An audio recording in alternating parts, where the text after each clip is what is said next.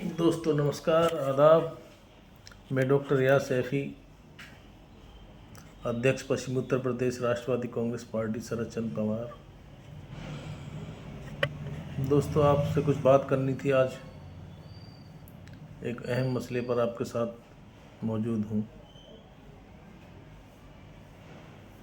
जिस तरीके से हमारे देश में कई राज्यों में बाढ़ का प्रकोप है, भारी बारिश हो रही है, भूस्खलन हो रहा है, पंजाब के हज़ारों गांव में पानी भर चुका है, फसल बर्बाद हो चुकी है। इसी तरीके से हिमाचल और उत्तराखंड में बारिश कहर बनकर टूट रही है। हिमाचल में भूस्खलन से सैकड़ों मकान जमींदोज हो गए हैं। वही हाल उत्तराखंड का है। अब जिस तरीके से यमुना नदी में पानी छोड़ा जा रहा है, उसको देखते हुए आने वाले कुछ दिन और परेशानी देखने को मिल सकती है। जहाँ तक सवाल मैं हरियाणा का करूँ, हरियाणा और पंजाब, हरियाणा भी इसकी चपेट में है। पंजाब तो पूरी तरीके से 23 के 23 ज़िले उसकी चपेट में है। बाढ़ की में हज़ारों मवेशी बह गए हैं। उनके पशु जो हैं, किसानों को बहुत बड़ा नुकसान हुआ है।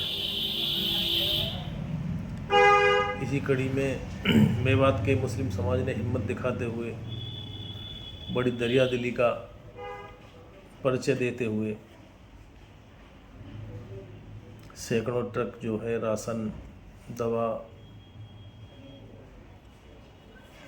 उसके साथ साथ ज़रूरत के और भी सामान पंजाब को भेजे हैं। तो अभी लगता है कि इंसानियत बाकी है। जिस तरीके से आज देश में हिंदू मुस्लिम को लेकर आए दिन विवाद चलता रहता है, जिस तरीके से ये राजनेता हिंदू मुस्लिम में देश को बांटने की कोशिश कर रहे हैं, लेकिन कहीं ना कहीं अभी वो मोहब्बत बाकी है। लोग किसी का धर्म देखकर मदद नहीं करते। जिस तरीके से पंजाब में बाढ़ ने नुकसान दिया है, बहुत भारी नुकसान पहुंचा है किसानों को। बहुत लोग घर से बेघर हो गए हैं। करीब 30 से 40 लोग अपनी जान गंवा चुके हैं। लेकिन अभी तक बड़े शर्म की बात है, हमारी केंद्र सरकार ने कोई मजबूत कदम नहीं उठाए, ठोस कदम नहीं उठाए हैं। ये बड़े अफसोस की बात है। हमारी सरकार अभी चुनावी मोड में दिखाई दे रही है। कहीं भी इलेक्शन होता है, इलेक्शन के लिए तैयारी शुरू कर देती है, लेकिन गरीब, परेशान, बेसहारा लोगों की मदद करना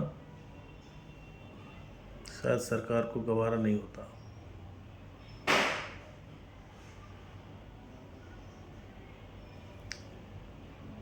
मैं एनसीपी का पश्चिमी उत्तर प्रदेश का अध्यक्ष होने की हैसियत से हमारे जो उत्तर प्रदेश के अध्यक्ष हैं माननीय के शर्मा जी,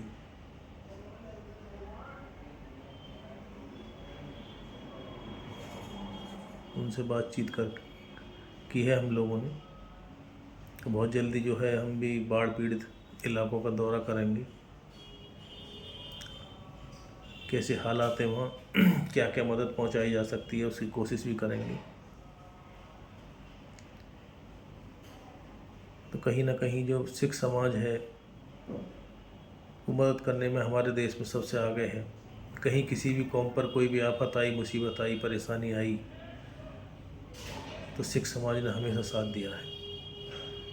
सबसे आगे सिख समाज अपना डेरा लगा देता है और हर तरीके की मदद की है सिख समाज ने। आज सिख समाज को ज़रूरत है कि सब लोग उनकी मदद करें। मैं ये अपील करता हूँ, धर्म और जाति से ऊपर उठकर इस परेशानी में उन लोगों का साथ दें, क्योंकि इंसानियत के नाते साथ दोगे क्योंकि इंसानियत से बड़ा कोई भी धर्म, कोई भी मजहब नहीं है। बड़ा दुख होता है जब सरकारें जो है पीड़ित लोगों की मदद नहीं कर पाती हैं। और दिल्ली में भी बहुत सारे इलाकों में पानी भर चुका है, यमुना किनारे बहुत सारे लोग घर से बेघर हो चुके हैं।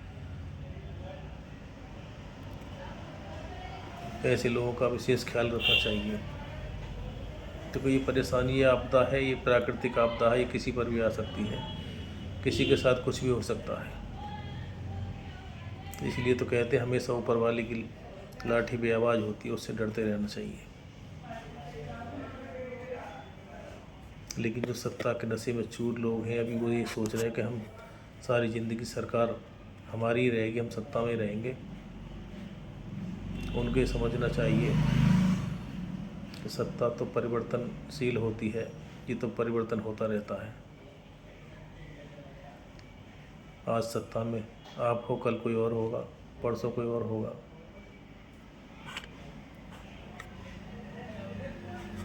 इसलिए मैं सभी लोगों से अपील करूंगा कि ज़्यादा से ज़्यादा लोग पंजाब के लोगों की मदद करें। पंजाब के शाही इमाम मौलाना उस्मान साहब पूरी मदद कर रहे हैं, तो बाढ़ पीड़ित इलाकों का दौरा कर रहे हैं। बहुत सारे NGO वहाँ लगे हुए हैं। हमारे उत्तर प्रदेश और दिल्ली से बहुत सारे NGO वहाँ काम कर रहे हैं।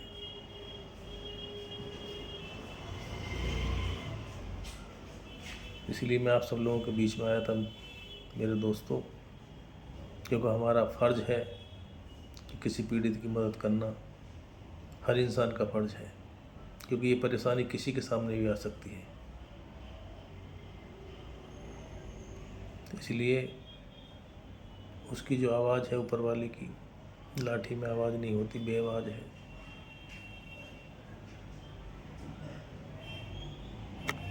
दोस्तों, बहुत जल्दी हम बाढ़ पीड़ित इलाकों का दौरा करेंगे। जो लोग चलना चाहें हमारे साथ चल सकते हैं। कोशिश करेंगे मदद के रूप में कुछ ना कुछ पहुंचाने की कोशिश करें, वहाँ जितना हो सकेगा इतना पहुंचाने का काम करेंगे। दोस्तों, आदाब, नमस्कार।